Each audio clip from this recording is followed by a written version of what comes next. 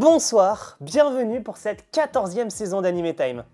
Ça commence à faire beaucoup. Pour cette première partie de 14e saison d'Anime Time, le thème, ça devait être ce qui m'a été demandé depuis beaucoup trop longtemps. Sauf que là, quand je tourne cette vidéo, on est le 2 mars 2025. La saison, là, on devrait être sur la deuxième partie. Mais posez pas de questions, déjà, je suis de retour, c'est déjà ça. Du coup, pour cette partie, ce sera un mix de thèmes et un mix d'animés de saison qui sont plus trop de saison entre temps. Mais du coup, il y en a certaines, je vous ai sorti des recommandations d'outre-tombe, dont une que vous avez été nombreux à vouloir durant la saison 12, celle-là, je l'ai gardée. Par contre, Love Live, vous en aviez rien à foutre, c'était limite affligeant. Et le choix de cette première œuvre repose sur le même postulat. Déjà, j'ai refait tous les Anime Time sur les œuvres où il y a une tsundere doublée par Rieki Kimiya. À savoir Shakugan no Shana, Anime Time 1, 12, 100 et 200, Toradora, Anime Time 19 et 179, Hidan no Aria, Anime Time 73 et 173, Zero no Tsukaima, Anime Time 20 et 105. Celle qui manquait, qu'on se doutait que j'allais faire parce que j'ai teasé dans à peu près tous les épisodes où je pouvais la teaser, ça vient aussi de la forte demande qu'il avait suscité à l'époque. Et aussi du fait que, entre-temps, j'ai lu toute l'œuvre. Et ça change vraiment la donne par rapport à la vision que j'avais dans les vidéos d'il y a 7 ans.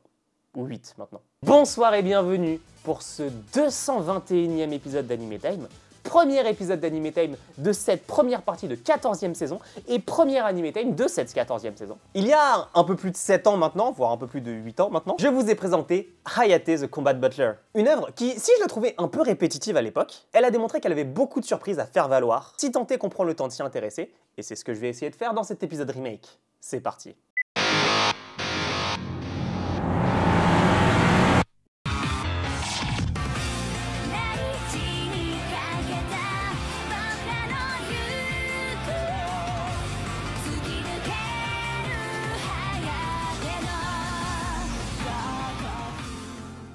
Hayate no Gotoku, adapté en anglais Hayate the Combat Butler, traduit en français Hayate the Combat Butler, est un manga à la base d'un auteur dont j'ai déjà parlé dans cette émission, mais dans un épisode différent, sur Soregaseyu Anime Time 118. Kenjiro Hatta, c'est aussi l'auteur de Soregaseyu, le truc qu'il distribuait en comiquette, et qui s'est retrouvé après, adapté en animé, puis sérialisé en manga que j'ai acheté. Vraiment une dinguerie de faire ça. D'ailleurs, j'ai appris un truc par rapport aux Earphones, le groupe dans Soregaseyu. C'est un vrai groupe en fait. Je pensais initialement que ça sortait un peu de nulle part, mais non. Et je vous dis pas ça pour rien, on en reparle à l'Anime Time 223. Le manga Hayate no Gotoku a été prépublié dans le Weekly Shonen Sunday de 2004 à 2017, pour un total, après sérialisation, de 52 tomes. Et évidemment, vous l'avez déjà vu, je possède le manga.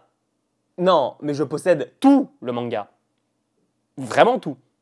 Même ça. Ça, ce sont les 3 tomes bonus qui n'ont pas été sérialisés en France, à savoir Hayate the Combat Butler 0, Kyujokyu et Lifesavers. Le manga d'Hayate no Gotoku a été sérialisé au Japon par Shogakukan, et en France, c'est Kana qui s'en est chargé. Mis de côté l'anime, il y a aussi eu un roman et 2 jeux vidéo, mais ça, c'est comme pour Shakugan no Shana. Hein. Mieux vaut ne pas en parler, et le fait qu'il y en ait 2 me terrifie. Côté animé, 52 tomes, ça permet d'être large.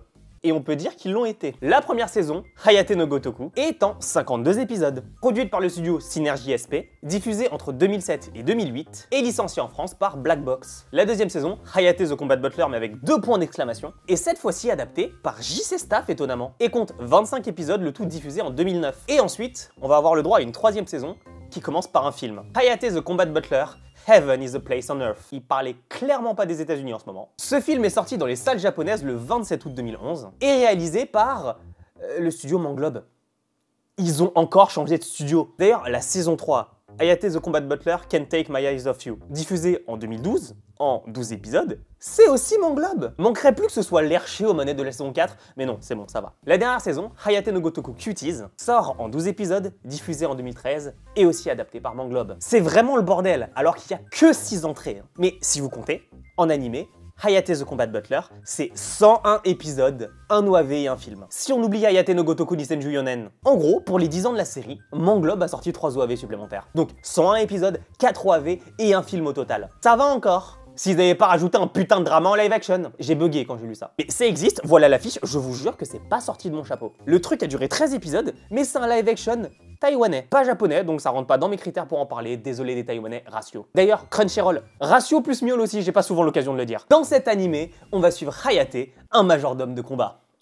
Bon, c'est bon, la blague elle est faite, voilà, je vais pouvoir commencer à être drôle. Dans cet animé, on suit Hayate Ayasaki, lycéen, 16 ans, et surtout, dans l'esprit de beaucoup, cet animé est mythique juste pour son début. Hayate semble rêver d'une interaction entre lui étant enfant et le Père Noël. Petit Hayate demande au Père Noël pourquoi il ne lui apporte jamais de cadeaux. Et le Père Noël lui répond « T'es pauvre, ratio !» Il y a aucune putain de vanne. C'est pas un mème ce truc, c'est canon. Et ça a une putain d'importance dans le manga. Kenjiro Hata vous a juste ratio. Pour revenir à Hayate qui s'est fait ratio frame 1 par le Père Noël, faut que je vous parle de son cas plus en détail. Je parle souvent de Toma Kamijo de Toaru Majutsu no Index, Anime Time 95 et 170 comme un modèle de malchance. Mais je dois dire qu'il s'inclinerait devant la malchance d'Hayate. Récapitulons vite fait. La famille d'Hayate est pauvre. Et je sais que ça se fait pas, il va falloir se demander pourquoi. Est-ce que c'est parce que le système capitaliste enfonce de plus en plus une partie de la population dans la précarité au fur et à mesure du temps par justement l'accumulation de richesses par une élite et que Hayate et sa famille sont juste du mauvais côté de la balance? Certes, ça joue un rôle, mais ses parents à Hayate, ce sont des irresponsables. Et c'est pas moi qui le dis, c'est lui. On parle quand même de gens qui n'hésitent pas à arnaquer, à voler pour obtenir de l'argent, à deux doigts de trouver plus de similitudes entre leur ADN et celui d'Aragonda que celui de n'importe quel autre être humain. Tout ça en plus, c'est juste pour le dépenser dans leurs rêves. Mais les refs, vous vouliez pas rêver, je sais pas, genre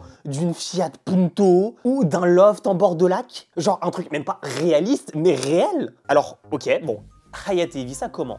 Bah déjà plutôt mal, mais surtout son motto dans la vie, c'est toujours le travail et l'honnêteté. Alors déjà, premier point, c'est tendu, il ment sur son âge à son employeur, le bouc peut pas travailler normalement. Mais par contre, c'est sûrement le meilleur livreur de la région. Il va à une vitesse qui est inouïe. Même les feux rouges dans Paris, le périph' à 50 et le pare-choc d'un taxi ne l'arrêtent pas. Et même si au début de l'anime, il est arrivé à livrer son manuscrit, il est plus malchanceux que Thomas en a dit. Donc en repartant, c'est balle de baseball dans la gueule, into un panneau disant de faire attention à ne pas tomber dans une station de métro avec son vélo.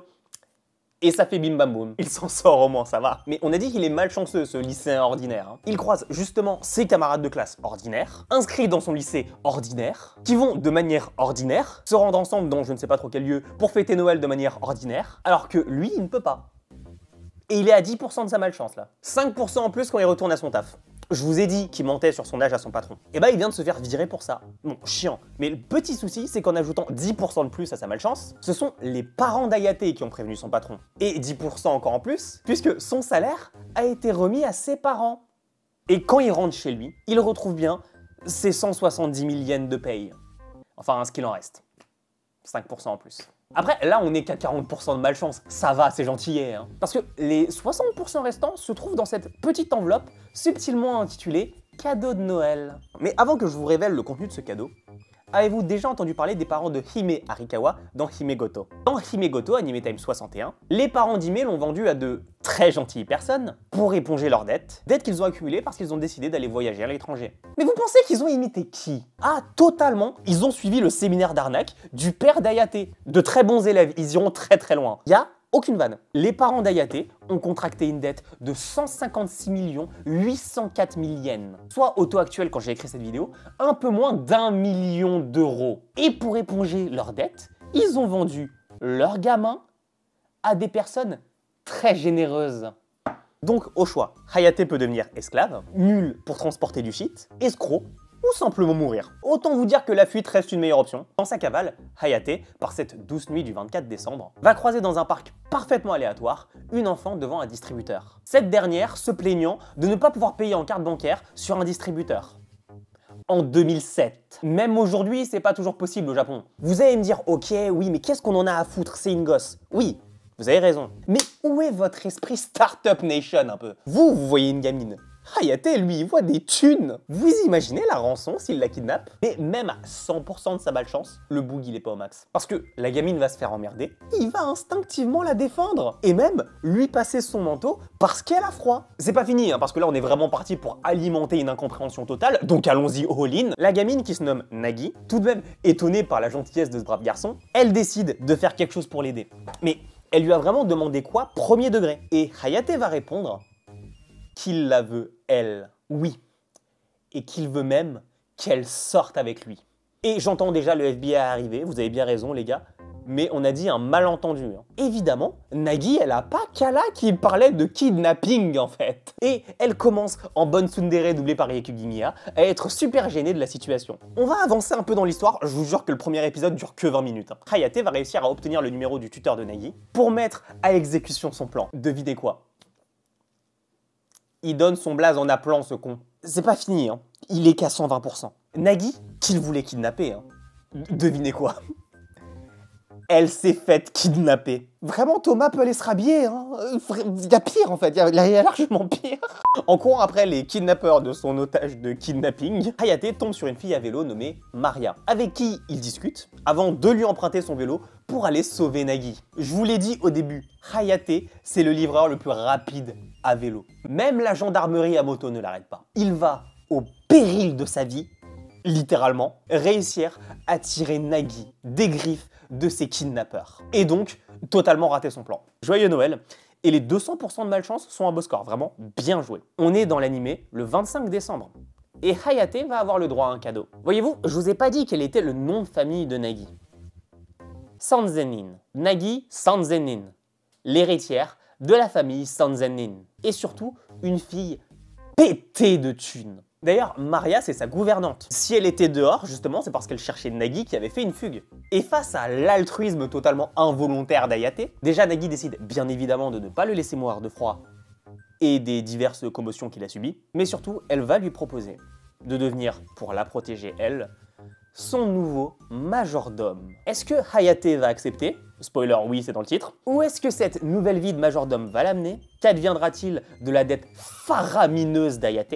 Et surtout, est-ce que ce 200% de malchance, c'est le score maximal que peut atteindre Hayate? Eh bien, pour le découvrir, je vous laisse évidemment avec grand plaisir déjà vous abonner à cette chaîne, mais surtout, je vous laisse aller découvrir Hayate the Combat Butler par vous-même. Pour conclure sur Hayate the Combat Butler, c'est l'entrée la plus compliquée des 5 que je vous ai donné en intro, pour vous faire vous y intéresser et vous donner envie de la découvrir. Mais elle se défend bien. Trop bien même. Côté animé, malgré sa production, disons-le, désastreuse, Manglobe a réussi à sauver les meubles globalement. Il n'est pas excellent, mais il fait ce qu'on attend de lui, à savoir introduire un cast intéressant, le développer et nous donner une conclusion pas trop mauvaise en vrai. La grosse différence entre l'animé et le manga, c'est justement la fin, avec Cuties qui, bien qu'il reprenne des éléments manga du canon, les remixe à sa sauce. Sauf que c'est pas un constat parfait. C'est ce que je m'étais dit déjà à l'époque, mais encore plus maintenant que j'ai pu lire le manga. Déjà, la non-présence de Hatena Tennose, c'est juste éclipser une part fondamentale du développement du personnage d'Hayate. Mais c'est pas le pire ici. Là où l'animé s'est complètement raté, c'est sur le pourquoi de la fin. Si vous avez regardé Hayate the Combat Butler uniquement en animé, je vous mets au défi de m'expliquer pourquoi cette fin. Allez-y, expliquez-moi en commentaire. Et pas de spéculation. Trouvez-moi des faits clairs montrés dans l'animé qui expliquent cette fin. Vous n'allez pas y arriver, tout simplement parce que la fin est le résultat de la production de cette œuvre.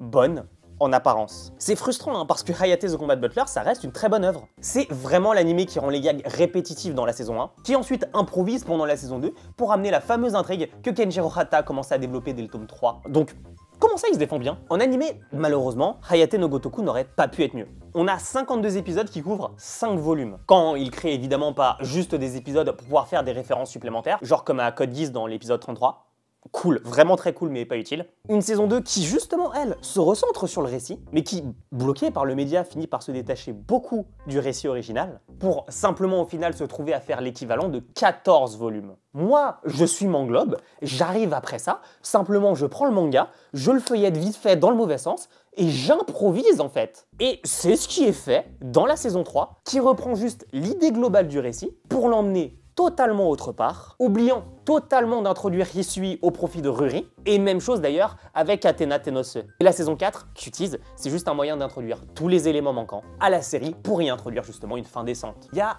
plein d'autres séries dont j'ai parlé dans cette émission qui auraient fini avec une fin dégueulasse. Mais le coup de génie de cette œuvre, c'est que c'est une licence forte. C'est d'ailleurs le point de chacune des œuvres citées en introduction de cette vidéo.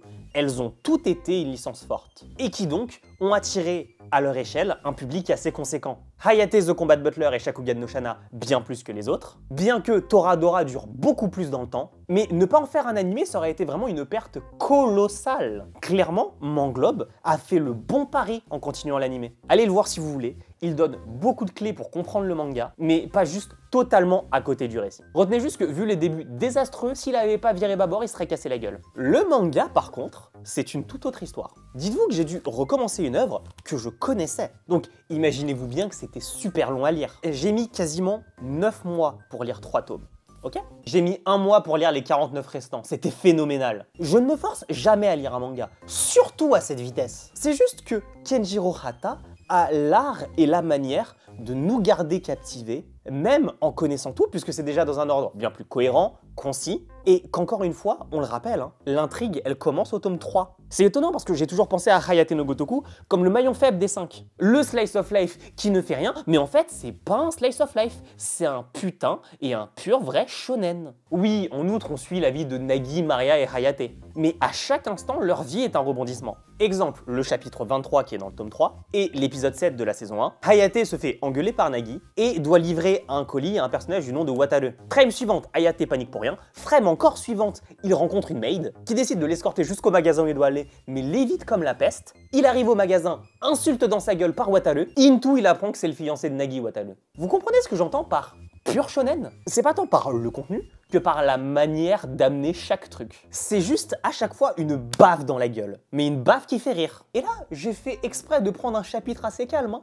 Les autres chapitres du tome 3 sont bien pires. Les shonen plus classiques arrivent au même point par la surprise et par le fait qu'il se passe vraiment un truc de fou. Kenjiro Hata arrive au même point en vous faisant rire. Mais derrière, quand on arrive sur des tomes qui sont, eux, survolés par l'animé, on n'est plus sur le même registre. Et surtout, il y a un point que je reprocherai à l'animé depuis que j'ai lu le manga, c'est d'avoir mis autant de côté le développement de Nagi Sanzenin. Au point où, dans l'animé, c'est juste une gamine qui crie le prénom d'Hayate à chaque fois qu'elle est en danger. Dans le manga, c'est le cas aussi, hein. Mais justement, parce que je m'attendais à ça, la fin m'a mis la plus grosse claque que j'ai jamais pris de ma vie. Nagi, elle reprend vraiment la place qu'elle va laisser au milieu du récit de personnage principal, prouvant justement que l'histoire tourne aussi autour d'elle, et surtout d'à quel point Hayate a changé sa vie pour le meilleur. Et finalement, le dernier chapitre, la fin à laquelle on s'attend, en ayant bien compris tout le récit, et même celle de l'animé aussi, fait sens. Tout du moins, vis-à-vis d'Hayate. C'est tout ça, Hayate the Combat Butler. La démonstration du talent magistral de Kenjiro Hata. Une licence forte et prometteuse dès le début, mais des studios d'animation qui n'ont pas réussi à suivre. Probablement par envie d'en tirer un maximum de profit, en redirigeant le focus vers une audience plus jeune. Comme le montrent les avertissements à chaque début d'épisode de la saison 1. Mais parce que surtout, à force de se refiler la patate chaude sans tout recommencer, on ne peut qu'improviser. C'est une licence avec ses défauts que j'ai adoré découvrir il y a plus de 7 ans. Et je vous le dis, je ne regrette vraiment pas d'avoir pu découvrir le manga récemment. À lui donner sa chance, vraiment. J'espère que ce 221e épisode d'Anime Time vous aura plu. C'était Hunter, on se retrouve très bientôt pour un prochain épisode. Ciao!